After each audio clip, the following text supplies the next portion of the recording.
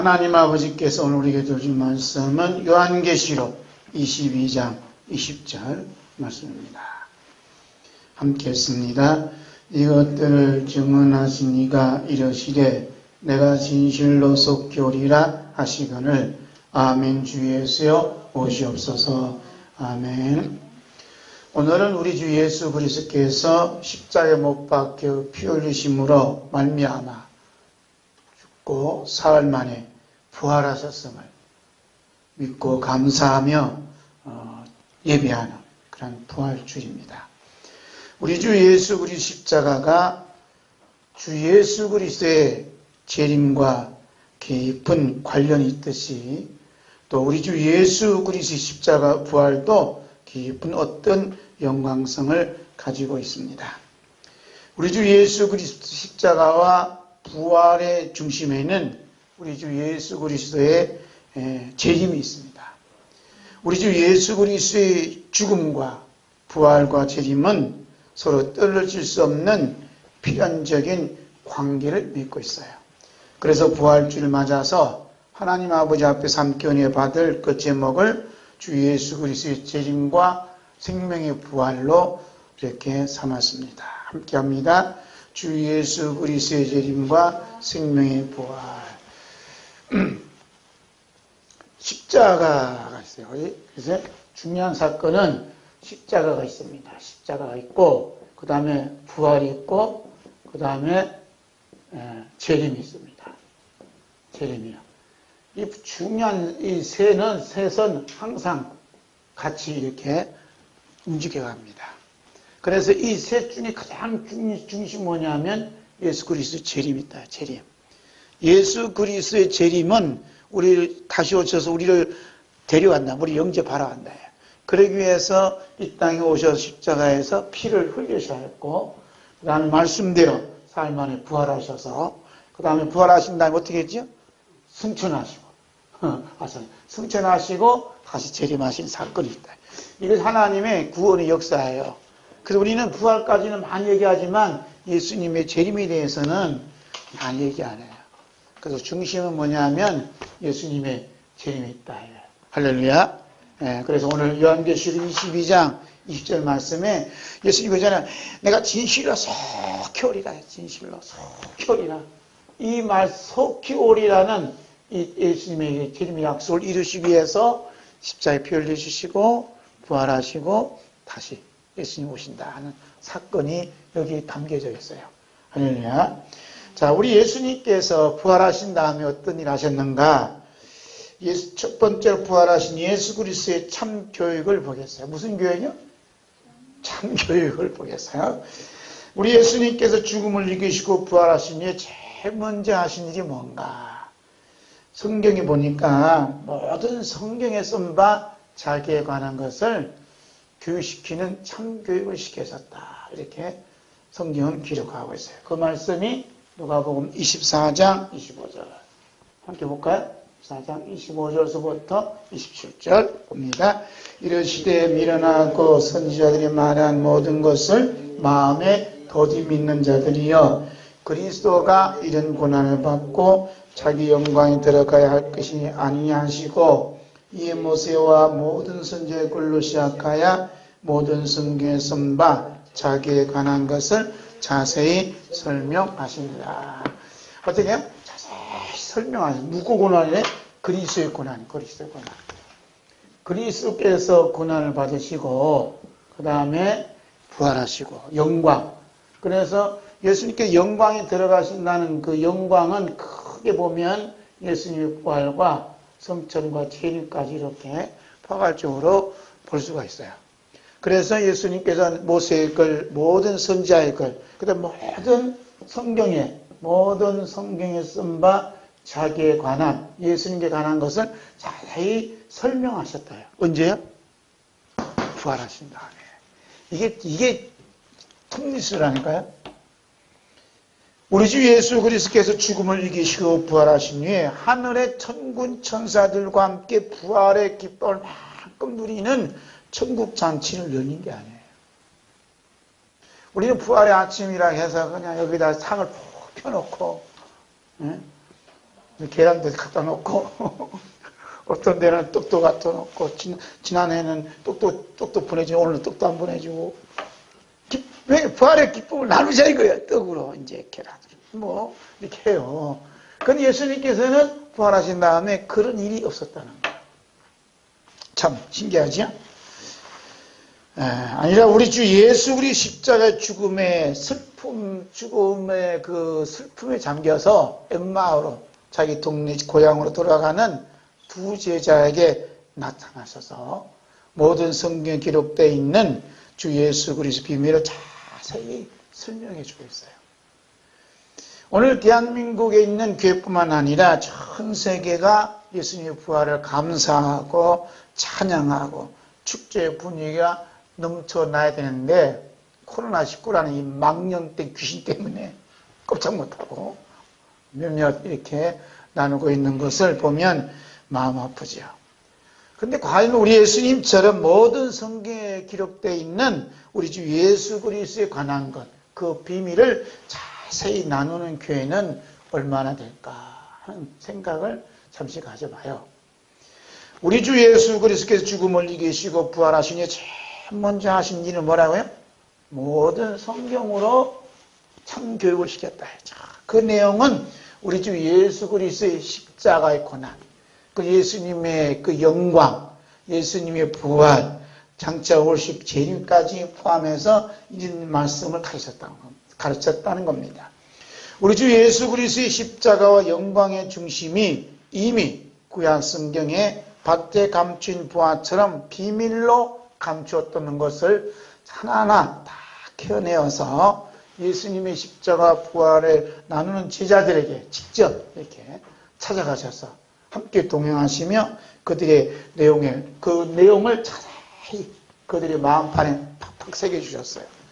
그래서 그들이 나중에 하는 말이 뭐냐면 성경을 어떻게 풀어주실 때, 그렇죠? 성경을 풀어주실 때 뭐가 어떻게? 마음이 뜨겁지 않더냐 이런 얘기예요. 할렐루야. 그래서 마음에다가 이 모든 성경 예수님에 관한 십자가와 부활과 재림의 사건을 마음에다 딱 기록해 놓으니까 말씀을 배웠더니 제자들의 마음이 뜨거워졌다는 그 말씀은 그들의 마음속에 부활하신 예수님이 찾아오셨다는 거예요. 할렐루야. 그래서 말씀을 통하지 아니하고는 이런 일이 일어나지 않는다는 것을 예수님께서 말씀을 가르치면서 우리에게 보여주고 있어요. 당연히 뭐 부활을 감사하고 찬양하고 잔치 보는 거야. 누가 뭐라는 안 해요. 그냥 중요한 핵심은 뭐냐? 그들의 마음 속에 그들의 마음을 뜨겁게 하는 예수님의 가르침이 있느냐예요. 이 가르침을 잘 해서 마음을 뜨겁게 하는 부활의 아침을 맞는 은혜가 있기를 오늘도 주님께서 원하시는 줄로 믿습니다. 아멘. 우리 주 예수 그리스도의 부활은 이제 끝난 게 아니라 새로운 시작이에요. 어떤 시작이냐? 새하늘과 새 땅이 펼쳐지는 시작이 확 열려요. 인간의 축제가 아니라 십자가와 부활과 재림의 말씀에 관한 참교육이 펼쳐져야 되는 거예요. 할렐루야. 요한계시록은 우리 주 예수 그리스도의 그 생명의 부활로 거듭난 성도들의 삶이 자세히 기록된 책이 요한계시록입니다. 우리 주 예수 그리스도의 생명의 부활로 거듭난 성도들의 삶의 특징은 여러 가지가 많이 있지만 그 중에 뭐냐면 전체주의에서 교회가 예배의 자유를 잃어버리고 핍박 가운데 있음에도 불구하고 조금도 두려워하거나 실망하지 아니하고 더욱 생명의 부활의 말씀 교육에 열정을 쏟았다는 데 있습니다. 할렐루야. 이번 어떤 미친 자가 국회에서 발의를 했어요. 대통령 긴급 명령을 발동해서 교회가 예배 드리는 것을 허락으로 바꾸자 이렇게 했어요. 일하시냐 모르죠? 세상이 이렇게 돌아가는 거예요. 아니 우리나라는 말이야 어떤 나라인데 예배를 정부 허락을 받고 예배 드리냐 마냐 이거예요. 지금도 그렇게 하고 있지만 헌법은 종교의 자유, 예배의 자유 보장해요. 그런데 어떠냐라고 대통령 긴급명령이 헌법을 짓밟고 있냐 이 말입니다. 그러면 헌법 때려 치우고 대통령 대통령이라는 국회의원들 다 물러가고 대통령 혼자만 있으면 되거든. 그래 안 그래? 헌법에 명시된 이 자유의 이 개념을 다 박살을 내는 거야. 그럼 헌법에 무슨 존재 의미가 있냐 이 말이야. 그래 이런 걸 가르쳐서 뭐라고 하냐? 전체주의라 전체주의. 예? 우상 땅 기록 짐승의 나라로 바꾸고 간다 이 말이야. 지금 딴 게 뭐 있어요? 예? 종교 허락을 받아서 예배 드리는 긴급 명령을 발동해야 된다. 무슨 교회가 큰 무슨 죄를 졌어요? 그런데 문제는 뭐냐면 여기에 대해서 반대 성명하는 교회가 없다는 거예요. 우리 교단도 모르죠. 지금 성명서 내 정신적 성명서를 내야지. 이런 문제는. 그런 게 우리 친구 목사님이 그런 게 목사님이 교단들 뭐 하고 있느냐 이런 걸 얘기 들었으면 당장 성명서를 내고 그 국회 멱살을 잡더니 뭘 해야지 뭐 하고 있냐. 그리고 또 하니까 그냥 지지 끌고 가고 있다. 얼마나 마음 속상하는 분들이 많은지 몰라요. 이렇게 마음 속상하고 화를 낼 때가냐 이 말입니다. 저는. 그러니까 사도 요한이 살던 그 시대에는 우리 살고 있는 것보다 더하면 더했지 덜하지 않았다. 그래서 사도 요한과 초대교회들은 어떠한 자세로 이 전체주의자들이 예배를 방해하고 예배하는 자들을 가두고 핍박하고 이러한 핍박의 환란 순교 시대를 그들을 어떻게 했었냐 하는 얘기를 말씀을 드리는 거예요. 할렐루야. 우리 주 예수 그리스도께서는 전체주의의 온갖 핍박과 탄압이 있을지라도 그들이 전혀 알 수 없고 상상할 수 없는 방법으로 생명의 부활의 말씀의 교육을 열정을 쏟으셨어요. 누가 쏟아요? 예수님께서. 모든 교육의 주체 누구냐? 예수님이에요. 예수님. 그러니까 부활하신 예수님께서 엠마오로 가는 두 제자에게 만나셔서 말씀의 교육을 철저하게 지키신 것처럼 지금 성천하시고 하나님 보좌 우편에 계시지만 이 말씀을 철저히 훈련시키는 교육시킨다는가요? 누구를 보내서? 말씀을 뭐예요? 누구를 보내서? 박 목사를 보내서? 주의 종들을 보내서요? 착각하지 마세요. 성경은 분명히 말하기를 그의 천사를 보낸다는 거예요. 천사. 할렐루야. 네? 전체주의가 얼마나 심하면 주의 종도 목사를 다 감옥에 가뒀는데 누구를 보냈냐 이 말입니다. 그의 천사를 보낸다. 천사까지 통운시켜서까지 이 부활의 생명의 부활의 말씀의 교육을 시킨다 이 말입니다. 에? 할렐루야. 먼저 우리 주 예수 그리스도께서는 천사들을 동원하여 사도 요한이 열악한 환경 속에서도 먼저 요한계시록을 자세히 기록할 수 있도록 보호해 주시고 또 돌자들을 붙여주셨다 이 말입니다. 이 얘기는 제 얘기 아니고 요한계시록 1장에 자세히 기록하고 있어요. 요한계시록 1장 1절에서 3절 봅니다. 예수 그리스도의 계시라 이는 하나님이 그에게 주사 반드시 속히 일어날 일들을 그 종들에게 보이시려고 그의 천사를 그의 종 요한에게 보내어 알게 하신 것이라. 요한은 하나님 말씀과 예수 그리스도의 증거 곧 자기가 본 것을 다 증언하였느니라. 이 예언의 말씀을 읽는 자와 듣는 자와 그 가운데 기록한 것을 지키는 자는 복이 있나니 때가 가까움이니라. 아멘. 누구를 보냈다고 그 종들에게? 천사를 보내다. 지금도 천사를 보내서 말씀 교육을 하는데 예수님의 생명의 말씀의 부활의 교육 또 그리스도의 고난의 교육 재림의 교육을 철저히 시킨다 이 말이에요. 그래서 이 예언의 말씀을 어쩐다고? 이 예언의 말씀 읽는 사람 읽는다는 것은 뭐죠? 교육을 받고 있다야. 듣는 사람 교육을 받고 있다야. 그 다음에 그 말씀을 기록한 걸 지키는 사람 교육을 받고 있다 이거. 지금 누가 선생님이요? 천사가 선생이요. 천사를 보내서 산다 이 천사. 그런데 여러분들은 지금 이 말씀이 동의가 되고 아멘 아멘 하는 것은 여러분 안에 지금 천사들이 같이 하는 거예요. 가르쳐줄 거예요. 할렐루야. 하나님이 보내신 예수 그리스도의 천사의 도움받아서 사도 요한은 말씀을 가르치고 그때 초대교인들 말씀을 읽고 듣는 일이 많단 말이에요. 응? 그래서 북한의 지하교에 있는 교인들이 말씀을 적어서 기록한 것, 찬송가를 가사를 기록해서 적은 것 보여줘요, 보여줘. 어떻게 그들이 신앙생활을 그냥 70년 가까이 견디며 지켰냔 말이에요. 그런 일들이 지금 우리 남한 땅에도 곧 일어난다 이 말입니다. 그래서 예수 그리스도께서는 이 부활에 참여하는 그 모든 사람들이 어떠한 환난과 전체의 바람이 불어도 천사들을 통원시켜서까지 철저히 교육시켜 주시는 예수 그리스도의 크신 사랑이 임한다 이 말이에요. 아멘. 그래서 이번에 코로나 때문에 교회가 여러 가지 어려움이 있지만 우리 목사님 한 분은 그 교재를 만들어서 한 달치 묵상하는 교재를 만들어서 성경으로 다 해서 그냥 교인들이 나눠준다는 거예요.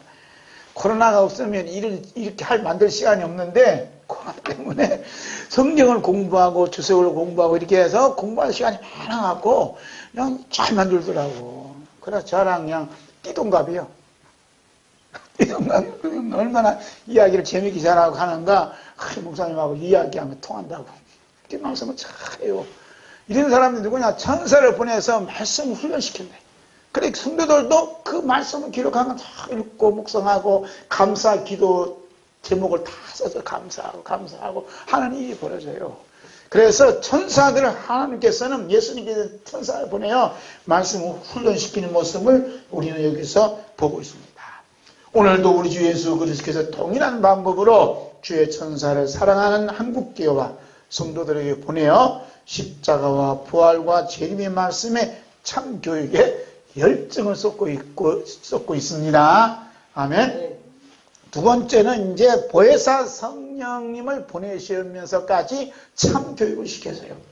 우리 예수님께서 십자가의 죽음을 맞이하기 전에 이미 예수님께서 죽음을 이기시고 부활하시고 승천하시면 이 세상에 계실 수 없기 때문에 영원히 함께할 보혜사 성령님을 하나님 아버지께 기도하여 주 예수 그리스도 이름으로 보내도록 하겠다고 약속의 말씀을 들려주셨습니다. 그 말씀이 요한복음 14장 16절 17절 함께 봅니다. 내가 아버지께 구하겠으니 그가 또 다른 보혜사를 너에게 주사 영원토록 너희와 함께 있게 하리니 그는 진리영이라 세상은 능히 그를 받지 못하나니 이는 그를 보지도 못하고 알지도 못함이라. 그러나 너희는 그를 아나니 그는 너희와 함께 거하시며 또 너희 속에 계시겠습니다. 아멘. 예수님께서 뭐 하신다 그랬죠? 내가 아버지께 구하겠으니. 그래서 예수님께서 기도하신 것은 다른 보혜사를 너희에게 주사 영원토록 너희와 함께 있게 하신다. 예수님의 기도는 우리가 상상할 수 없는 기도를 했어요.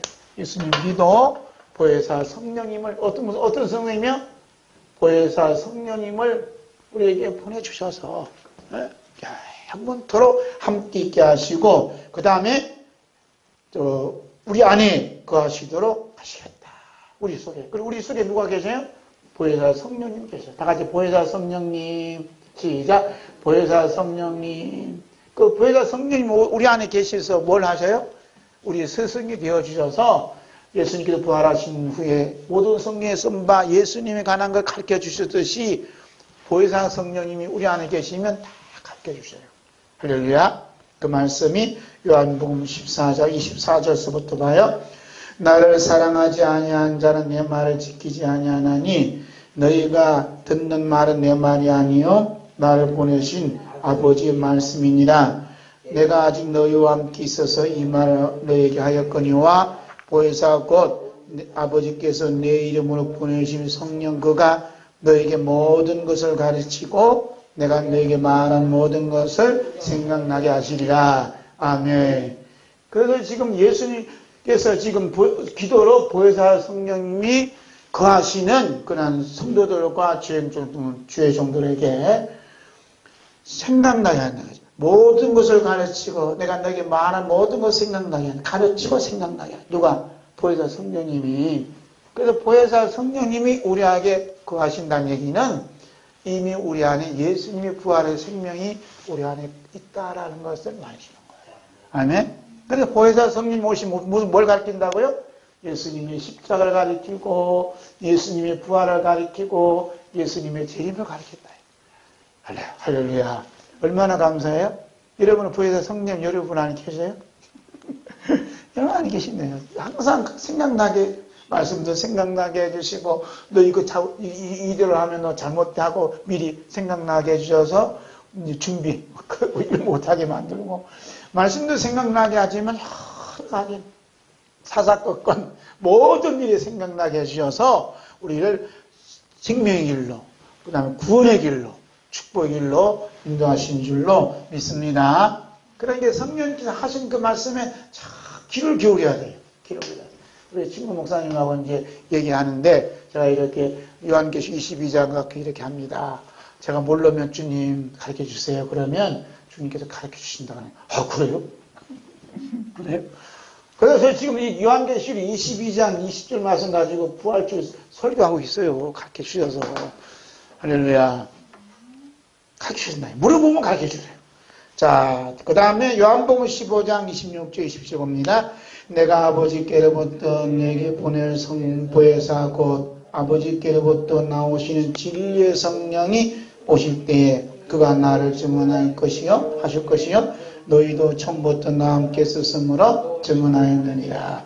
진리의 성령. 이게 보혜사 성령이 어떤 성령이면 진리의 성령이랬지요. 진리의 성령이 오실 때. 보혜사 성령님은 진리의 성령이다.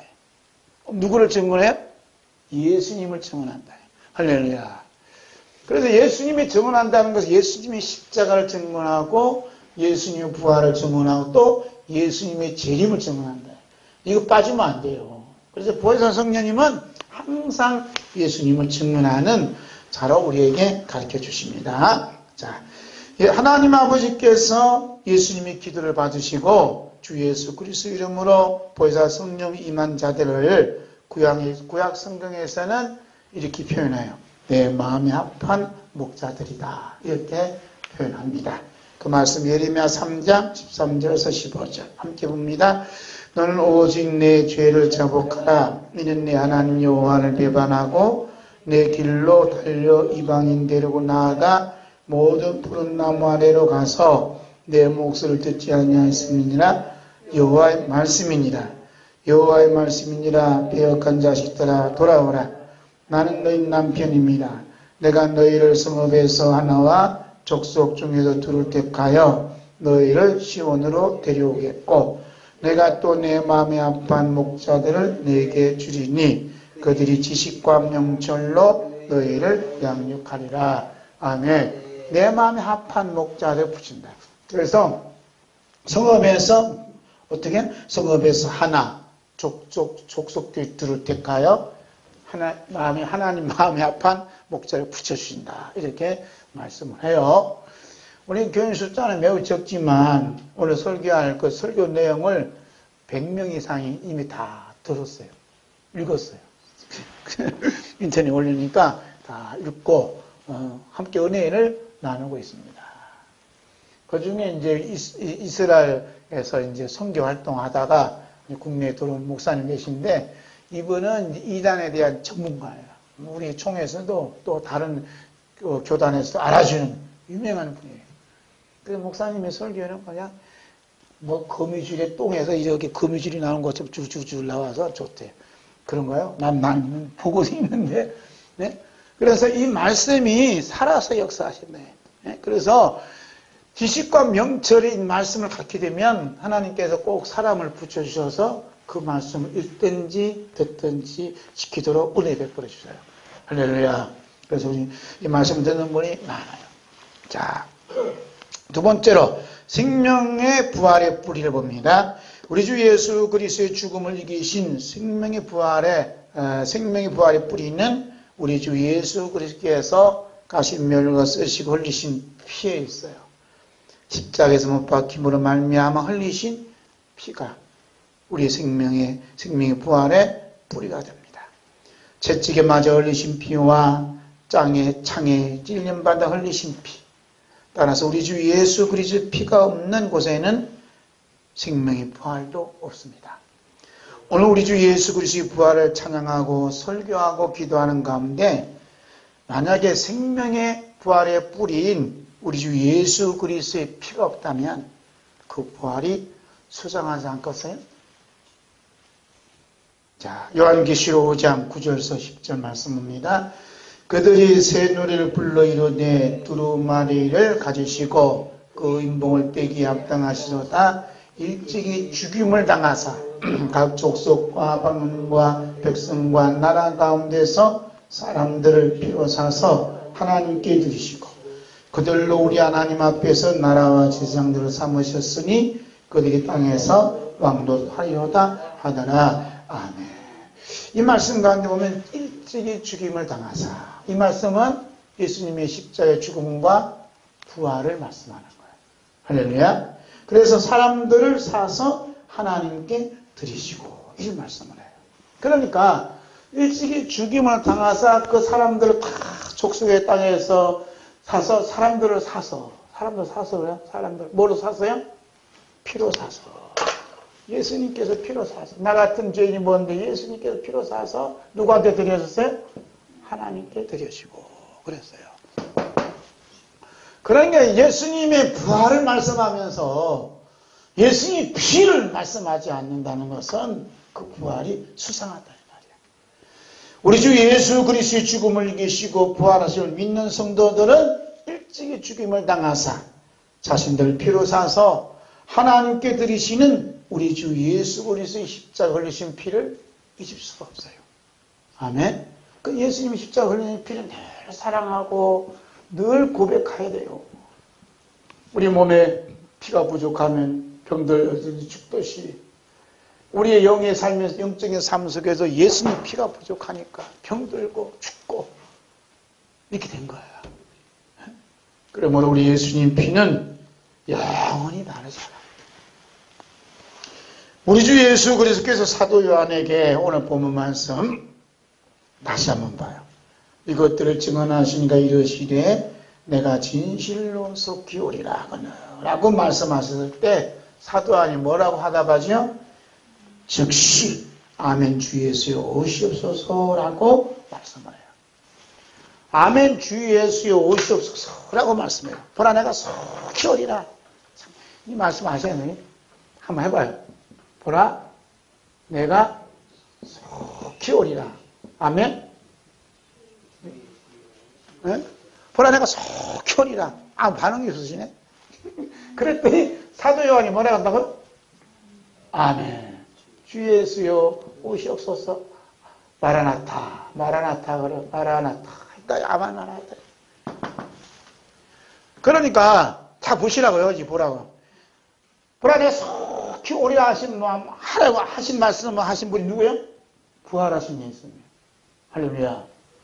부활하신 예수님은 보라 내가 속히 오리라 했는데 여기서 아멘 마라나타 한 분들 어떤 분이라고? 생명의 부활을 이미 부활로 거듭난 사람이다 이 말이에요. 할렐루야. 그러니까 여기 요한계시록 22장 20절에 여기는 부활의 깊은 뜻이 여기 담겨져 있다. 그러니까 예수 그리스도의 재림과 부활과 십자가는 떨어질 수 없는 깊은 연관성을 가지고 있어요. 그래서 예수님의 십자가 피를 얘기하면 반드시 부활과 재림의 말씀이 들어야 됩니다. 할렐루야.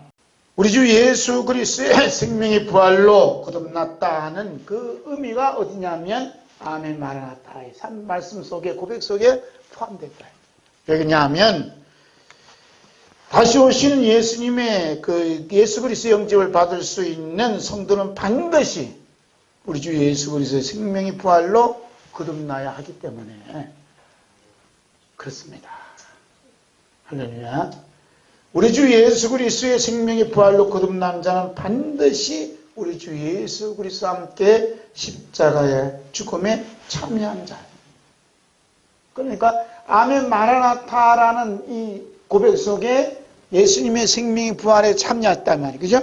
예수님의 부활에 참여했기 때문에 아멘 마라나타 아멘 주 예수라고 기쁨으로 화답했어요. 이렇게 화답한 사람들은 반드시 어떻게 예수님의 십자가의 죽음에 합항자가 돼야 된다. 다시 돌아와서. 네? 그래서 이것이 떨어질 수 없다니까. 어떤 영광성, 부활을 얘기하면 예수님 십자가, 예수님의 재림을 얘기하면 예수님의 십자가, 이렇게 예수님 십자가가 우뚝 서 있는 것을 볼 수가 있습니다. 우리 주 예수 그리스도의 우리 주 예수 그리스도께서 친히 십자가의 죽음을 맞이하는 의미로서 제자들과 함께 마지막 저녁 식사하실 때 사용한 것은 포도주였습니다. 포도주. 함께 볼까요? 자, 마태복음 26장 19절부터 봅니다. 제자들이 예수께서 시키신 대로 하여 유월절을 준비하였더라.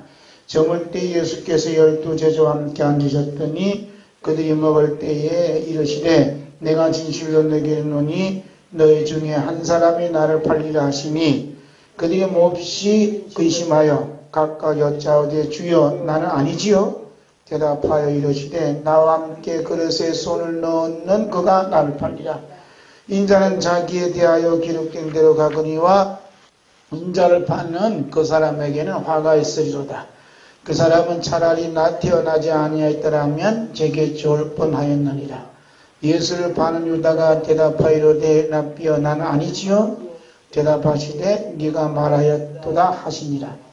그들이 먹을 때 예수께서 떡을 가지사 축복하시고 떼어 제자들에게 주시며 이르시되 받아서 먹으라. 이것은 내 몸이니라 하시고 또 잔을 가지사 감사 기도하시고 그들에게 주시며 이르시되 너희가 다 이것을 마시라. 이것은 죄의 사함을 얻게 하려고 많은 사람을 위하여 흘리는 바 나의 피 곧 언약의 피니라. 아멘. 예수님께서 마지막 유월절 식사를 하십니다. 그리고 마지막 식사하실 때 포도주 잔, 포도주가 잠겨있는 잔을 들고 예수님께서 감사 기도를 하셨어요. 그리고 잔을 나누게 됩니다. 이때 우리 예수님께서 잔을 나누실 때 그 잔에 빚어진 그 포도주는 곧 로마 군인이 채찍으로 때릴 때 그 채찍에 맞아 흘리시는 피로 보였을 겁니다. 그리고 십자가의 눕뼈 양손과 양발에 대못이 박혀 흘려야 할 그 피로 보였습니다. 우리 주 예수 그리스도께서 이러한 십자가의 고통의 죽음 앞에서 감사기를 드리며 하나님 아버지께 올린 이유가 뭘까? 왜 감사기도를 드렸을까? 왜 그럴까요?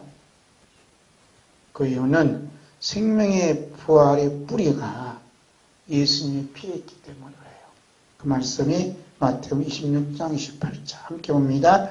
이것은 죄 사함을 얻게 하려고 많은 사람을 위하여 흘리는 바 나의 피 곧 언약의 피니라.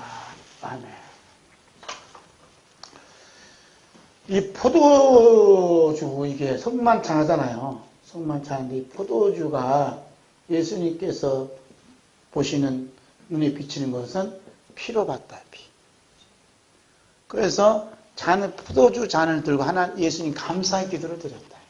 왜 감사의 기도를 드렸다고 그래요? 왜? 모든 사람의 죄를 용서할 수 있기 때문에. 모든 사람, 많은 사람. 죄 사함이 되기 때문에. 나는 죽어도 좋습니다. 내가 죽어서 흘리신 피가 모든 사람을 살린 일이라면 모든 사람의 죄를 사해 주심에 대해서 하나님께 감사의 기도를 예수님이 드렸다는 거예요. 아멘. 그래서 생명의 부활의 씨앗이 뭐냐 하면 예수님 피다. 예수님 피. 그러니까 오늘 예수님 피가 없는 사람은 예수님 재림하실 때 부활할 수 있어요? 없어요? 없지요. 무슨 부활을 할 수 없냐면 좀 이따 보지만 생명의 부활을 할 수가 없어요. 예수님 재림하시면 백보자 앞에 섰을 때는 모든 사람이 다 살아나요. 그러나 천국 갈 수 있는 사람, 예수님이 영접 받는 사람은 예수님 피가 있는 사람만 영접 받고 예수님 피가 없는 사람은 심판받아 지옥불에 떨어져요. 그만큼 예수님이 십자가에 피 흘리기가 얼마나 중요하지만 할렐루야. 그 피가 없는 예배는 하나님 받죠. 피가 있는 예배만 하나님 받으시는 거예요. 할렐루야. 예수님 피가 묻어 있어요.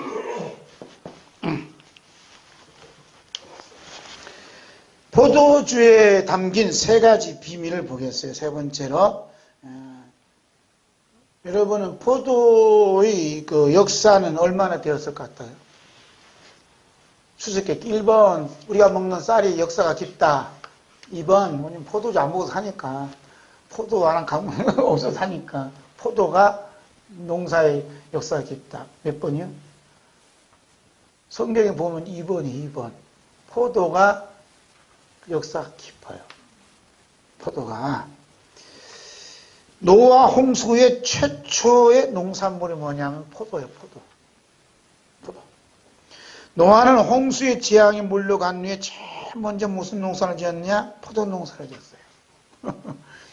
포도주스를 한 후에 마음껏 즐겼는데 그냥 그 포도주에 취한 그 아버지의 어떠한 일로 때문에 새 아들이 저주와 축복으로 나눠주는 무서운 사건이 벌어져요. 그 사건이 창세기 9장에 있습니다. 20절부터 한번 볼까요? 시작. 노아가 농사를 시작하여 포도나무를 심었더니 포도주를 마시고 취하여 그 장막 안에서 벌거벗은지라. 가나안의 아버지 함이 그의 아버지 학제를 보고 밖으로 나가서 그의 두 형제에게 알림해 셈과 야벳이 옷을 가져다가 자기들이 어깨에 메고 뒷구름쳐 들어가서 그들의 아버지의 하체를 덮었으며 그들이 그들의 얼굴을 돌이키고 그들의 아버지 하체를 보지 아니하였더라. 노아가 술이 깨어 그의 작은 아들이 자기의 행한 일을 알고 이에 이르되 가나안은 저주를 받아 그의 형제들의 종이 되기를 원하노라 하고 또 이르되 셈의 하나님 여호와를 찬송하리로다. 가나안은 셈의 종이 되고 하나님이 야벳을 창대하게 하사 셈의 장막에 거하게 하시고 가나안은 그의 종이 되게 하시기를 원하노라 하였더라. 아멘. 노아 심판 이후에 첫 번째로 포도 추수한 이후에 일어난 사건이 어떤 사건이냐? 장차 우리 주 예수 그리스도께서 일어날 그 십자가의 사건의 그림자로 창세기 9장에 기록되어 있습니다. 그리고 다시 오신 우리 주 예수 그리스도께서 추수하시는 그 포도의 사건의 비밀이 창세기 9장에 기록되어 있어요. 이 창세기 9장이 참 중요한 사건이에요. 지울게요. 창세기 9장이 노아의 포도주 사건이 그냥 노아 가정의 이야기 아니에요. 그래서 노아가 포도주를 드셨죠. 포도주를 쉬고 만취를 취했어요. 그래서 축복받은 자녀가 있고 저주받은 자녀로 나타나요. 이게 이 내용에 대해서 좀 이따 얘기. 하여튼 포도주의 사건이 이 사건이 어떤 뭐에 대한 그림자라고요? 예수님께서 십자가에 달리시는 그 모습의 그림자로 여기 나타나고, 그 다음에 다시 예수님 다시 오셔서 우리를 영접하러 오시는 사건이 여기 나타나요. 여기 십자가와 재림의 사건이 포도주 사건이에요. 근데 얼굴에 놀란 표정이 없어, 어떻게. 이야, 참, 오늘 말씀 잘 왔다. 하는 생각이 안 들어요?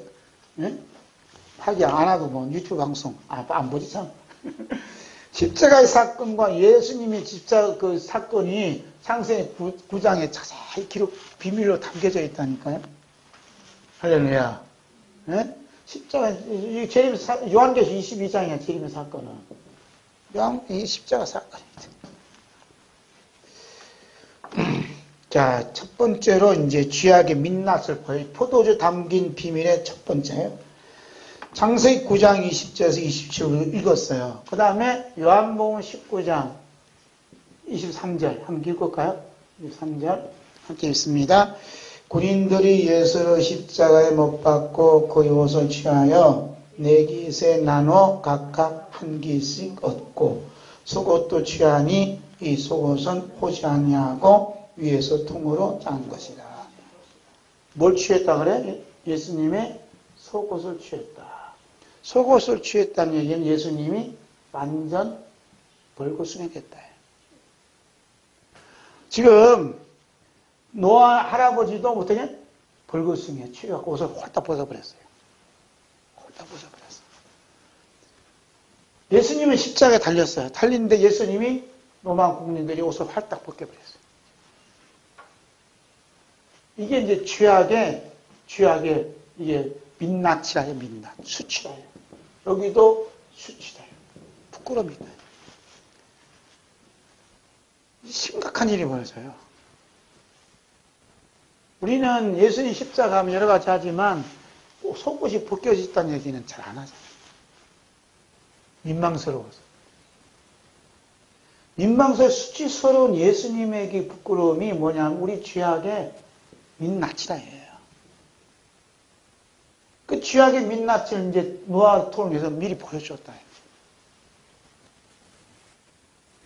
오늘 우리나라에서 일어나는 모든 것들이 이 죄악이 십자가에서 나타나는 우리 주님의 민낯이 다 더러움이 드러나는, 부끄러움이 드러나는. 우리 예수님께서 왜 십자가에서 이 민낯을 드러내신, 죄악의 민낯을 드러내신 것은 여러분과 저를 살리려고. 너의 죄상이 이렇다고 보여주는 거야. 너희 모든 죄악이 아무리 옷을 가리고 그냥 명품을 가려도 이 속은 이렇게 더러운 거야 하고 예수님께, 죄 없으신 예수님께서 그냥 십자가를 보여주십니다. 이 모습 보고 예수님 어머니도 여자들 통곡하고 울잖아. 성경은 단순히 노아 할아버지의 가정사를 이야기를 들려준 게 아니라 장차 우리 주 예수 그리스도의 십자가의 사건을 통해서 죄악의 민낯을 드러냄으로 말미암아 하나님의 진노의 두려움이 얼마나 큰 건가, 죄가 얼마나 무서운 것인가를 그림자로 보여준 말씀이다. 죄악이 얼마나 무서우면 사랑하는 독생자 예수님은 십자가에 죽기까지 하냐. 죄가 얼마나 무서우면, 죄가 얼마나 무서우면 하나님이 독생자 예수님이 십자가에 좀 봐주냐 이 말이에요. 이 죄의 무서움을 사람들이 모르는 거예요. 지들은 다 죄를 지어도 죄의 무서운 거 몰라. 근데 이 죄의 무서움을 모르는 것은 예수님 재림하시는 날 돋보기 보여줘요. 그래서 예수님의 십자가는 뭐냐? 죄가 얼마나 무서운 걸 보여주는 거예요.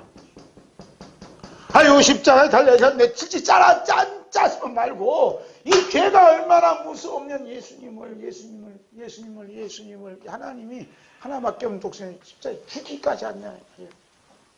하나님의 진노의 무서움이 대신 독생자 예수님께 임했다, 이 말입니다. 이 무서운 것을 말씀하래요. 그래서 하나님과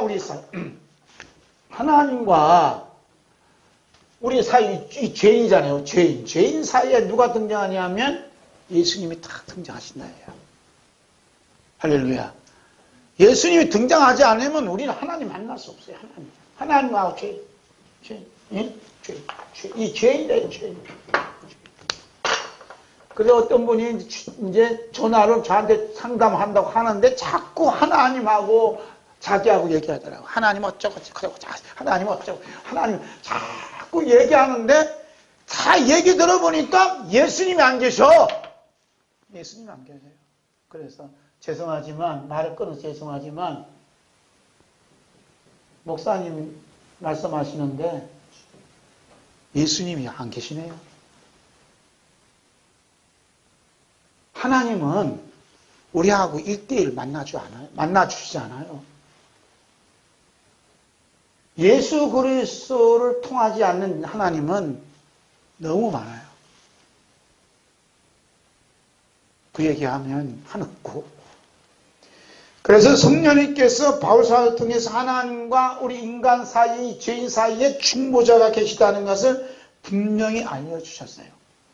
그래서 이 세상의 모든 사람은 이 중보자 되신 분에 의해서 구원을 받고 심판을 받는다. 그분이 누구냐? 디모데전서 2장 4절서 말씀. 함께 볼까요? 시작. 하나님은 모든 사람이 구원을 받으며 진리를 아는 데 이르기를 원하시느니라. 하나님은 한 분이시요 또 하나님과 사람 사이의 중보자도 한 분이시니 그 사람이신 그리스도 예수라. 그가 모든 사람을 위하여 자기를 대속물로 주셨으니 기하기를 주신 증거니라. 아멘. 하나님과 사람 사이의 중보자는 한 분인데 그분이 누구냐면 예수 그리스도예요. 예수 그리스도 어떻게 해요? 대속물로 주셨다. 대속물. 얼마나 죄가 무서운가를 똑똑히 보여주셨다. 대속물. 중보자. 그래서 노아의 이 사건을 통해 이 노아가 누구냐? 중보자, 예수 그리스도 중보자의 그림자라 이 말이에요. 네? 그림자, 이 보자는 거예요. 그림자. 이렇게 여기까지는 이해하셨죠? 노아가 포도주에 취해 부끄러움을 드러냄으로써 그 부끄러움을 덜쳐냈던 아들 함과 손자 가나안이 저주를 받습니다. 저주를 받아. 그리고 그 부끄러움을 감추었던 셈과 야벳은 축복을 받습니다.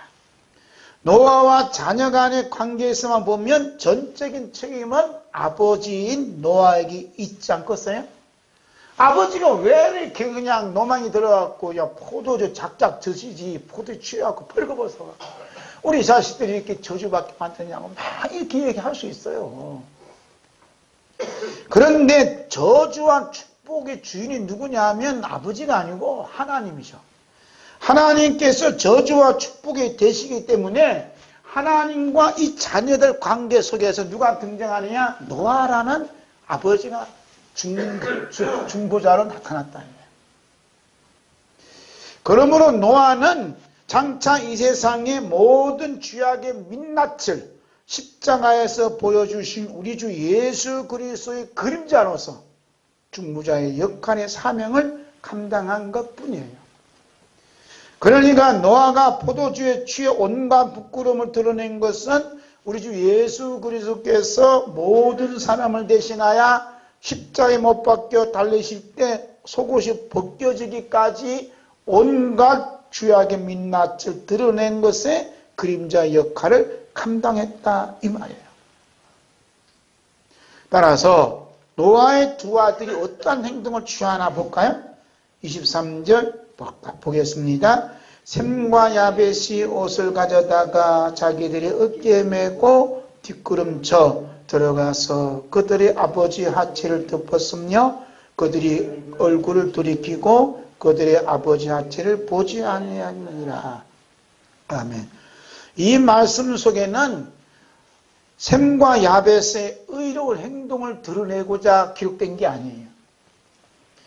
노아 속에 담겨져 있는 그리스도의 속죄 구원의 은혜를 드러내고자 그들의 아버지 옷을 가져다가 자기들의 어깨에 메고 뒷걸음쳐 그들의 아버지 하체를 덮었다. 이렇게 그들의 행동을 자세하게 기록하고 있습니다.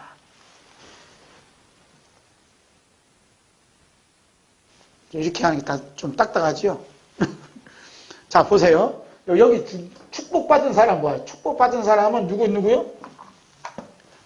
축복받은 사람 얘기하자고요. 축복받은 누구요?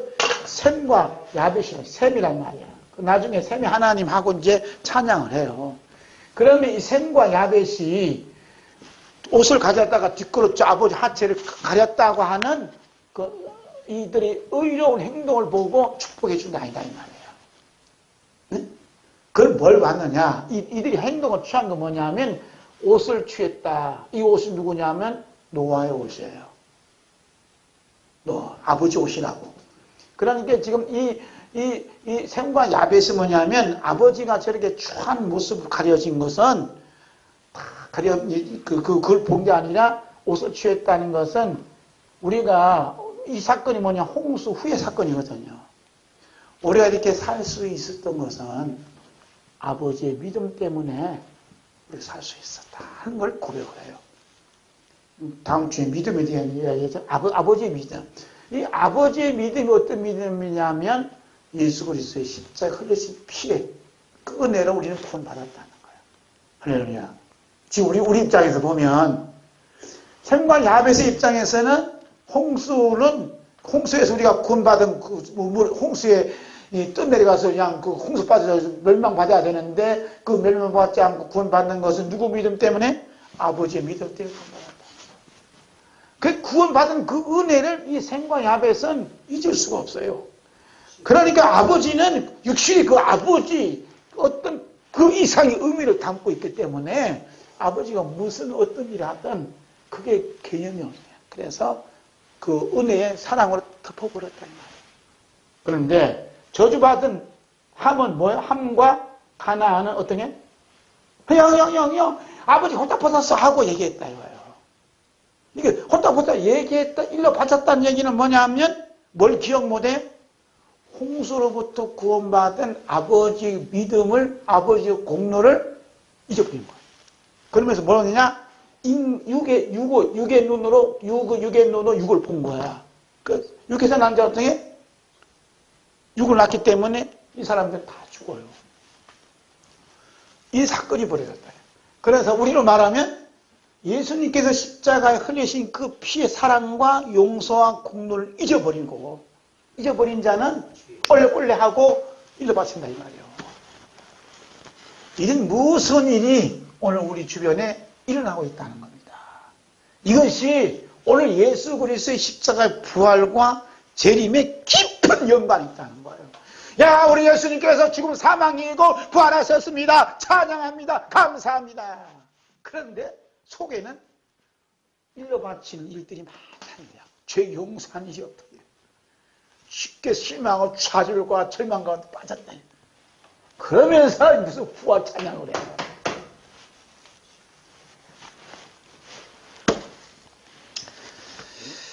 주여.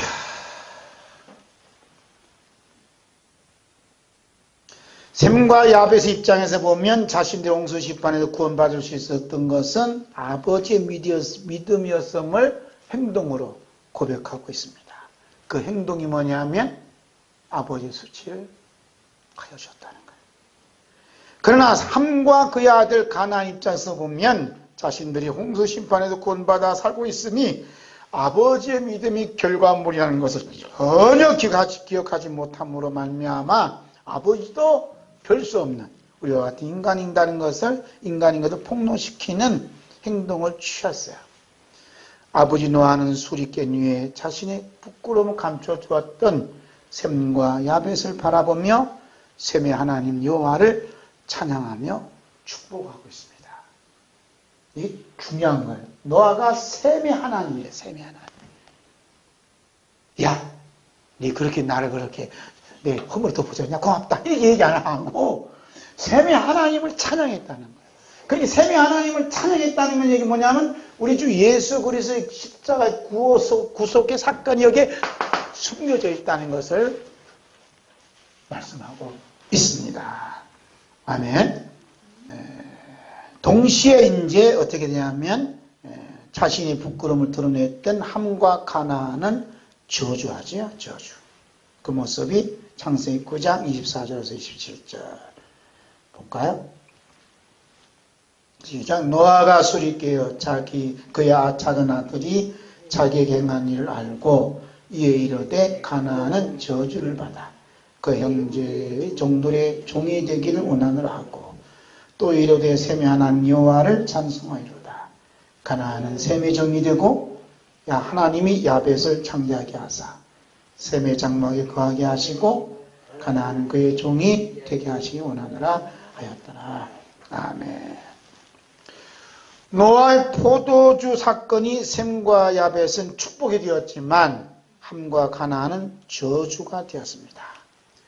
이러한 영적인 원리는 우리 주 예수 그리스도께서 다시 오실 때까지 계속 적용이 돼요. 예수님께서 이러한 영적인 이 원리가 뭐냐면 예수님의 생명의 부활의 원리예요. 이게 참 다 같이 생명의 부활의 원리 시작. 생명의 부활의 원리.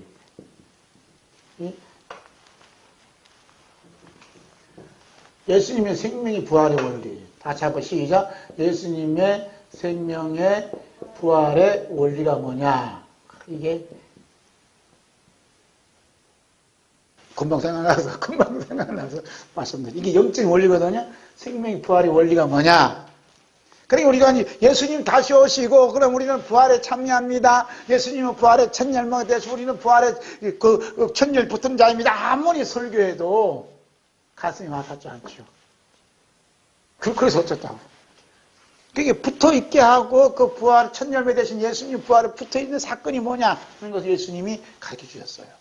언제 가르쳐 주느냐? 예수님 기도를 가르쳐 주실 때 했어요. 자, 마태복음 6장 12절 볼까요? 마태복음 6장 12절. 함께 봅니다. 시작. 우리가 우리에게 죄 지은 자를 사하여 준 것 같이 우리 죄를 사하여 주옵시고. 우리가 우리에게 죄 지은 자를 용서해 준 것 같이 우리의 죄를 용서해 주소서라고 그렇게 기도하라고 가르쳤어요. 그 다음에 바로 이어서 예수님이 또 말씀하셔요. 이 기가 막힌 거. 마태복음 6장 14절에서 15절. 함께 볼까요? 너희가 사람의 잘못을 용서하면 너희 하늘 아버지께서도 너희 잘못을 용서하시리라. 너희가 사람의 잘못을 용서하지 아니하면 너희 아버지께서도 너희 잘못을 용서하지 아니하시리라. 아멘. 예수님께서 기도를 가르쳐 주시고서 바로 마태 6장 14절에 용서에 대한 얘기를 해요. 이게 기가 막히다니까요. 너희가 뭐냐면 사람의 잘못을 용서하면 너희 하늘 아버지께서도 너희 잘못을 용서해 주신대요. 용서. 이 용서가 어디서 나오냐면 십자가에서 나온다. 십자가 흘린 피에서. 그래서 예수 그리스도의 십자가 흘리신 피로 죄 사함 받고 죄 씻음 받고 죄에서 해방 받은 사람들은 사람의 잘못을 어떻게 용서해 줄 수 있는 생명이 있기 때문에 그냥 용서가 그냥 저들이 몰라서 그러니까 하고 이렇게 용서가 된다. 그런데 사람의 잘못을 용서하지 아니하면 너희 하늘에 계신 아버지도 용서하지 않는다. 용서하지 않으면 어떻게 돼요? 예수님 재림하신 날 부활의 생명에 참여할 수가 없어요. 참여할 수 없으니까 어떻게? 지옥불에 떨어진다 이거예요. 지옥불에 떨어지고 안 떨어지고 사건이 뭐냐면 예수님의 십자가 피 흘린 사건인데 이 피가 뭐냐면 죄 용서함이 있다. 죄 용서. 그래서 샘과 야벳이 왜 축복이 되냐? 이 죄 용서함을 받은 그 은혜를 잊지 않았기 때문에 아버지가 무슨 짓을 하든 그건 의미가 없다. 네? 그래서 다 덮여지잖아요. 이게 다 예수님 보혈로. 그러나 예수님 보혈의 피를 잊어버린 자들은 뭐만 보이냐면 사람만 보여요. 그래서 사람을 일러바칠 수밖에 없어. 고발, 고집한다. 그런데 하나님 용서하지 않죠. 그 하나님의 용서의 조건은 뭐냐면 바로 피에 있다. 피. 그래서 우리는 다른 사람이 잘못을 용서할 수 없어요. 용서할 수 있는 능력이 우리 안에 없어. 그런데 예수님 피가 내 안에 뿌려져서 덮여져서 내 용서함에 내 죄를 용서했다는 그 믿음이 있으면 그 믿음이 그 피가 사람들이 잘못한 것도 그냥 크게 문제 삼지 않고 아이고 내가 뭐 그 환경이 있었으면 내가 더 큰 죄를 져 하고 주님 앞에 죄 용서해 달라고 기도한다 이 말이에요. 할렐루야. 자, 두 번째로 생명의 부활을 드러낸다 하는 거 볼까요? 10쪽 봐 10쪽. 생명의 부활의 씨앗은 우리 죄를 용서하기 위해서 십자가에 못 박혀 흘리신 피 흘리신 우리 중보자 주 예수를 그리스도를 바라보며 사람의 잘못을 용서하는 삶을 살아요. 누구를 바라봐요? 내 죄를 씻으신 예수님의 십자가 못 박히신 주님을 바라봄으로써 나를 못되게 했던 나를 못 살게 했던 그 사람을 용서할 수 있는 능력이 나온다 이 말입니다. 할렐루야. 우리 예수님께서 십자가의 죽음 앞에 놓고 지자들에게 포도주 잔을 돌리시기 전에 감사의 기도를 드리신 후 다 마시라고 말씀하신 후에 포도주의 의미와 그 역할을 말씀해요. 함께 볼까요? 마태복음 26장 28절. 이것은 죄 사함을 얻게 하려고 많은 사람을 위하여 흘리는 바 나의 피 곧 언약의 피니라. 선창의식을 아무리 하도 내 속에 얽혀있는 다른 사람과 얽혀있는 그 사이가 용서가 안 되면 죄를 먹고 또 마시는 거예요. 무슨 말인지 아세요?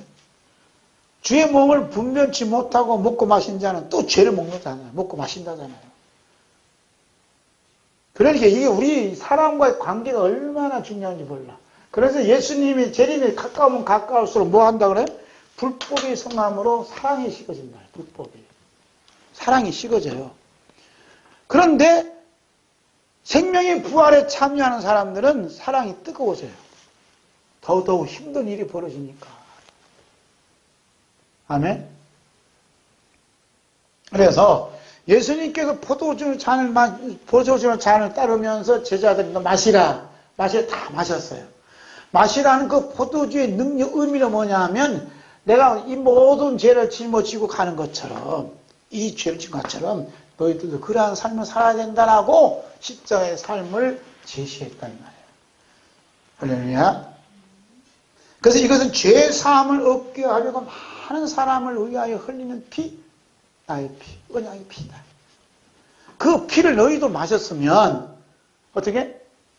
너희들에게 무슨 짓을 하든 그들을 용서할 수 있는 힘이 이 피에서 나온다고 가르친 거예요. 그러니까 사도들이 막 핍박을 받고 욕먹고 어겨 맞고 빈양 매를 맞고 또 어떻게? 그 원수들을 위해서 죄 용서하는 기도로 바뀌어주잖아요. 예수님의 11명의 제자는 다 순교당했어요. 사도 요한은 그 중에 빠졌겠지만 10명 다 비참하게 순교당했어요. 도마도 끌었고 마차도 끌었고 그런 순교당한 가운데서도 죽음이라든지 이 모든 것은 다 초월했다. 왜? 그 피로 덮여진 받기 때문에. 이런 사람이 누구냐 하면 예수님의 생명의 부활에 참여하는 알곡들이라는 것을 사도를 통해서 보여주고 있습니다. 따라서 예수님 피로 말미암아 죄 사함 받은 성도, 즉 생명의 부활의 씨앗이 뿌려진 성도는 자신이 처한 삶의 처지가 어떠한든지 간에 거기에 연연하지 않는다. 왜냐하면 죽음까지 이겼으니까. 예수님이 죽음까지 이기시고 그 다음에 이 십자가에 온갖 부끄러움을 다 이기시고 그 다음에 목마르다 목마를 것 다 이기신 예수님께서 보라 우리 안에 곧 계신다면 우리가 살고 있는 삶의 처지가 어떠한지 부끄럽거나 자랑스럽지 않다. 참 이게 말이 어렵네. 말하는 것도 어렵고 글 쓰는 것도 어려워요. 사람들이 이제 부끄러워해요. 제가 저를 얘기를 하니까 박 목사가 부끄러워할 때가 있고 자랑하고 싶을 때가 있어요. 이 박 목사가. 그런데 제가 이제 곧 있으면 이제 은퇴하잖아요. 얼마 안 남았어요, 저도. 깜빡이가 이제. 그런데 제 또래 목사님들 가만히 보면 엄청나게 목회를 잘해서 엄청난 교회에서 지금 목회를 해요. 한결같아. 우리 저 가까운 예로 나랑 같이 목사 안수 받은 사람들 보면 다들 교회가 커. 다 커요. 부여에 있는 목사님도 크고 여기 우리 대전에 있는 목사님도 크고 그 다음에 저 천안에 있는 목사님도 크고 다 커. 아마 1000명도 되고 뭐 다 커요. 노후에 보장이 딱 돼 있는 분들이요. 그 나는 2명 2명이잖아. 조그만 지하 있잖아요. 그런데 제가 이 사람들 비교해서 난 참 목회 실패했다. 부끄럽다. 이렇게 생각이 든다면 내 속에 뭐가 없다고요? 생명의 부활에 씨앗이 없어요. 그리고 뭘 잘하면 자랑하고 싶고 내가 이만큼 난 너보다도 이만큼 했다 하는 자랑하고 싶은 마음도 어떻게? 생명의 부활의 씨앗이 없다는 거예요. 이게 참 중요한 거예요. 이게 중요하다니까요. 그래서 이 목회자들이 지금 부끄러움에 쌓이는 분들이 많아요. 그래갖고 우리 친구 목사 하는 사람은 뇌 수술 받아갖고, 뇌 물이 나고 이렇게 선을 꼬아서 이렇게 속에다 집어넣고 받고 있대. 그 한 달에 한 번 가서 또 이렇게 물 좀 빼야 돼. 사모님도 암에 걸리고 교통사고로 그냥 터져갖고 팔다리가 깨지고. 이렇다야. 교인들은 천사들이야. 교인들은 참 좋다. 너무너무 좋아. 교회도 좋고. 이런 어려운 분이 많아요. 오만 가는 사람 많다니까. 지금 아니면 코로나19 때문에 그냥 쫓겨나는 부교육자도 있고. 지금 갈 데 없는 사람 많아요. 지금 목사니까. 그러니까 이제 교회라고 해서 붙들고 있는 사람 좀 나왔는데 교회가 전혀 없는 분들은요, 누가 어떻게 할 수가 없어요. 정부에서 지원이나 뭐 하나. 이런 분들이 한두 명 아니라니까요. 그런데 부활의 생명에 그 씨앗이 있는 사람들은 이런 처지에 있어도 어쩐다고요? 서두 얘기했잖아요. 예수님이 십자가 부활과 재림에 관한 말씀에 열정을 쏟는다 이 말이에요. 할렐루야. 이런 시간을 줬다는 얘기는 준비하는 시간이 준비하는 시간. 열정을 쏟아야 주님께서 이렇게 한 번 손 잡아주시지. 그래서 열정을 쏟을 수밖에 없는 것은 생명의 부활의 씨앗이 그 속에서 일하게끔 만든다 이 말이에요. 할렐루야. 만약에 이런 어려움이 있는데 좌절하고 실망하고 막 들어눕고 앉아갖고 내 팔자야 어쩌냐고 이러고 앉았으면 부활의 생명의 씨앗이 그 속에 없다는 것을 말해준다 이 말입니다. 할렐루야. 그러니까 부활의 생명의 씨앗이 있는 사람은 아무리 천한 직업도 천한 것이 아니라 너무 귀하게 여긴다. 할렐루야. 내 몸이 아프고 힘들어도 부활의 생명 가지고 있는 사람 너무 귀한 거예요. 내 몸도 아파도. 왜냐하면 그 속에 예수님 피가 묻어져 있으니까. 할렐루야. 여기에 이제 부활의 생명 씨앗이 여기에 담겨져 있다는 것을 보여주고 있어요. 자, 이 얘기는 제 얘기 아니라 성경에 다 기록되어 있어요. 자, 이제 복가의 10쪽 중간에 따라서 예수님 피로 말미암아 죄 사함을 받은 성도, 즉 생명의 부활의 씨앗이 뿌려진 성도는 자신이 어떤 삶에 처해 있든지 다른 사람들과 비교해서 불쾌하게 생각하거나 아니면 우월하다고 생각하지 않습니다. 그리고 인생사에 일어나는 모든 사건을 놓고 걱정하거나 두려워하지 않습니다. 심지어 죽음이 찾아온다 할지라도 목숨에 연연하지 않습니다. 우리 주 예수 그리스도께서 다시 오시는 날 무덤 속에 있는 자들은 누구나 할 것 없이 만왕의 왕의 음성을 듣고 무덤에서 나올 수밖에 없습니다. 이게 이제 오늘 말씀의 핵심 중 핵심이에요. 응? 그런데 부활은 두 가지로 나타난다. 부활은 두 가지. 하나는 천국을 인도하는 생명의 부활로, 하나는 지옥으로 끌고 가는 심판의 부활로 나온다. 여기를 이제 부활로 보자는 거예요. 부활로. 자, 부활에 보면, 부활은 이제, 하나는 뭐냐면 생명의 부활로 한다. 생명. 하나는 저주받은 자는 뭐냐? 심판의 부활로 나온다. 라고 말씀을 해요. 그 말씀이 요한복음 5장. 예수님 직접 말씀하셨어요. 5장 26절에서 29절. 함께 봅니다. 시작. 아버지께서 자기 속에 생명이 있음같이 아들에게도 생명을 주어 그 속에 있게 하셨고 또 인자됨으로 말미암아 심판하는 권세를 주셨느니라. 이를 놀랍게 여기지 말라. 무덤 속에 있는 자가 다 그의 음성을 들을 때고 나니 선한 일을 행한 자는 생명의 부활로 악한 일을 행한 자는 심판의 부활로 나오리라. 아멘.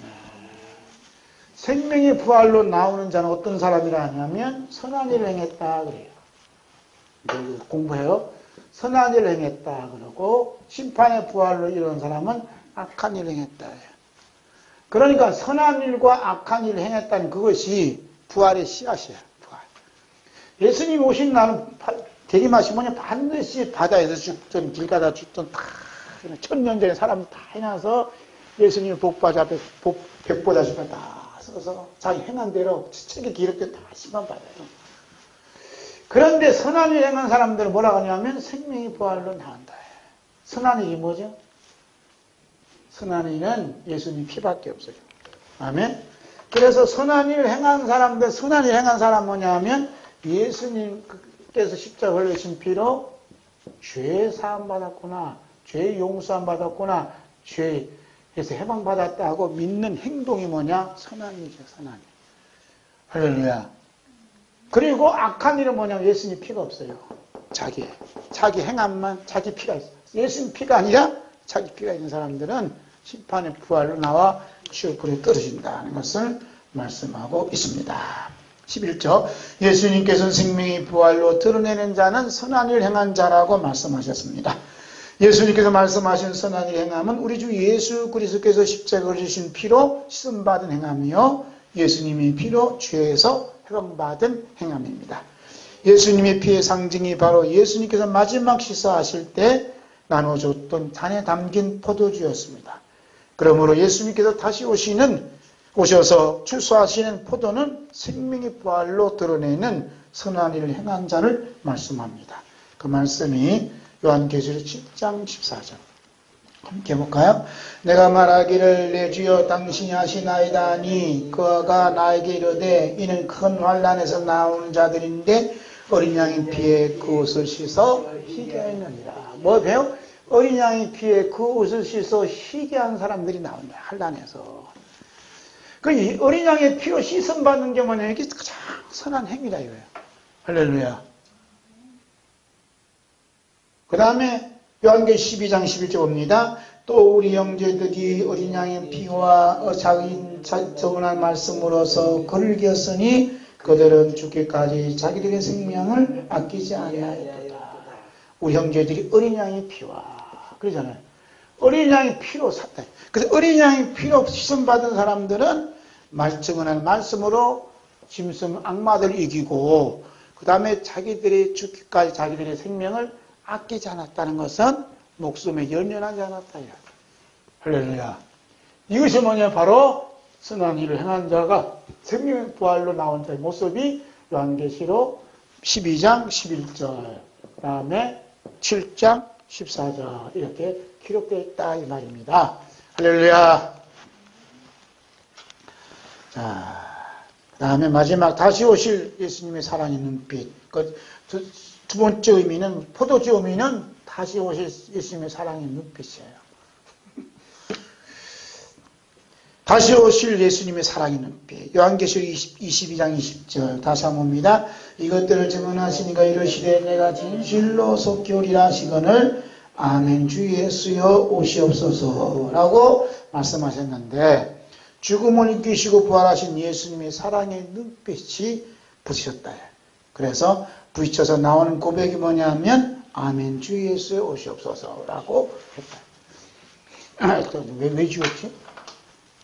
예수님께 속히 오리라 하겠죠? 여기 속히 오리라 하는데 아멘 주 예수여 오시옵소서. 마라나타 있다. 그러니까 예수님께서 뭐냐면 속히 오리라는 예수님의 사랑의 눈빛이요. 눈빛. 그렇죠? 눈빛인데 사도 요한이 아멘 마라나타라고 눈빛을 예수님하고 이렇게 번쩍 스파크해 놨다. 부딪혔다. 왜 이런 말씀 하셨냐? 우리가 이렇게 얘기하면 눈빛으로 얘기하지 뭐. 그렇죠? 우리 다 방송 듣는 분도 이 눈빛을 대화하잖아요. 눈빛 보면 저 사람 나를 사랑하는지 미워하는지 화가 잔뜩 푸는지 알잖아요. 그렇죠? 눈은 뭐라 그래? 마음의 창이고, 눈은 뭐래? 영혼의 창이라잖아요. 눈의 눈빛이 막 내적 광선, 사랑의 내적 광선이 팍 쏘니까 사도요한은 그 사랑의 빛이 팍 반사시키잖아요. 아멘 주여서 하시옵소서. 이렇게 생각하게 된 것은 이런 사건이 있었어요. 함께 볼까요? 예수님께서 빌라도 법정에서 신문받을 때 어느 누구도 예수님 편이 되어준 자는 아무도 없었어요. 심지어 수제자인 베드로조차도 예수님 모른다고 부인하고 그것까지 부족해서 저주까지 했습니다. 이때 예수님의 사랑의 눈빛이 베드로의 눈빛과 부딪히는 순간 나타난 것은 시비, 통곡하며 회개하는 행동이 나타났어요. 그 말씀 누가복음 22장 61절 62절입니다. 주께서 돌이켜 베드로를 보시니 베드로가 주의 말씀고 오늘 딱 울기 전에 내가 3번 나를 부인하리라 하심이 생각나서 밖에 나가서 심히 통곡하니라. 예수님이 누구를 봤다 그래요? 돌이켜 베드로를 봤다. 베드로도 예수님 보는 순간 그 눈빛에 베드로가 그냥 넘어져 버려요. 그래서 예수님 말씀이 생각나서 밖에 나가 시트멍해요. 그와 같이 예수님이 보라 쏙 키워지라는데 사도 요한이 눈을 딱 마주치는 순간 아멘 주 예수여 오시옵소서라고 환히 찬 행동을 취했다 이 말이에요. 이것이 뭐냐? 부활의 아침을 맞는 성도의 모습이다 이 말입니다. 아멘. 아멘 주 예수여 오시옵소서. 따라서 내가 진실로서 교린한 예수님의 사랑의 눈빛과 부딪히는 눈빛을 가진 성도는 영혼이 담겨진 예수님의 사랑에서 나온 눈빛으로서 아멘 주 예수여 없소서라고 환히 찬 기쁨이 넘치는 행동을 취할 수밖에 없습니다. 아멘. 코로나 때문에 귀신지 마시고 듣고는 있다고 죽이지 마시고 아멘 주 예수여 없소서 아멘 마라나타 기쁨이 환히 넘치는 부활의 날이 되시기를 주의 이름은 축복합니다. 내가 진실로서 교리한 예수님의 사랑의 눈빛과 아멘 주 예수여 오시옵소서라는 사랑의 사도 요한의 사랑의 눈빛이 교환으로 말미암아 이제는 성경을 마치게 돼요. 성경이 어떻게 마치죠? 이렇게 봅니다. 주 예수 은혜가 모든 자들에게 있을지라다. 아멘. 성경은 주 예수의 은혜가 모든 자들에게 있을지어다 아멘으로 끝났다 이 말이에요. 뭘로? 사랑의 눈빛이 교환으로 말미암아. 뭐가 더? 사랑의 눈빛이 교환으로 말미암아 성경은 마치게 됩니다. 그러므로 인류의 마침은 뭘로 마쳐요? 주님의 사랑의 눈빛과 교환이 이루어질 때 우리는 마감하게 돼요. 이것이 포도주스 즉 생명의 부활로 나온 성도들의 모습입니다. 사랑하는 성도 여러분, 여러분이 예수님의 부활을 감사하고 축하하고 찬양하는 가운데 내가 진실로서 교련한 예수님의 사랑의 눈빛과 아멘 주 예수 오시옵소서라는 사랑의 눈빛으로 교환하는 교와 성도가 되기를 우리의 부활이 되시는 우리 주 예수 그리스도의 간절한 뜻입니다. 할렐루야. 우리 주 예수 그리스도께서 마지막 날, 즉 주 예수 그리스도께서 다시 오시는 날에 다시 살리시는 자는, 즉 부활의 첫 열매가 되시는 예수님께 붙어있는 자, 생명의 부활로 나오는 자는 어떤 자냐? 예수님의 살을 먹고 예수님의 피를 마신 자로서 생명이 있고 영생 가졌기에 예수님 안에 거하고 예수님도 그 안에 거함으로써 예수님은 말미암아 산다고 고백을 해요. 아멘. 나는 예수님으로 말미암아 산다고 고백하는 자들 가리켜서 나는 예수 믿습니다 라고 하는 얘기예요. 아멘. 당신 예수 믿습니까? 그러니까 얼굴은 그냥 오만상 찡거리면서 믿습니다. 그러면 안 된다. 예수 믿는 사람들은 뭐라 하냐? 나는 돈으로 사는 게 아니고 빵으로 사는 게 아니라 나는 예수님으로 말미암아 산다라고 믿는 사람이에요. 할렐루야. 주 예수 그리스도께서 다시 오셔서 출수하시는 포도의 열매는 생명의 부활에 참여한 자로서 이 세상에 사는 동안 우리 주 예수 그리스도의 보혈의 용서, 부활하여 찾아와 만나주신 주님의 사랑으로 말미암아 살고 있음이 믿어지는 성도는 이렇게 고백을 합니다. 요한일서 5장 4절 있습니다. 무릇 하나님께로부터 난 자마다 세상을 이기느니라. 세상을 이기는 승리는 이것이니 우리의 믿음이니라. 아멘. 요한복음 6장 53절에서 50절 보고 마칩니다. 예수께서 이르시되 내가 진실로 진실로 너희에게 이르노니 인자의 살을 먹지 아니하고 인자의 피를 마시지 아니하면 너희 속에 생명이 없느니라. 내 살을 먹고 내 피를 마시는 자는 영생을 가졌고 마지막 날에 내가 그를 다시 살리니 내 살은 참된 양식이요 내 피는 참된 염려로다. 내 살을 먹고 내 피를 마시는 자는 내 안에 거하고 나도 그 안에 거하나니 살아계신 아버지께서 나를 보내시니 내가 아버지로 말미암아 사는 것 같이 나를 먹는 그 사람도 나로 말미암아 살리라.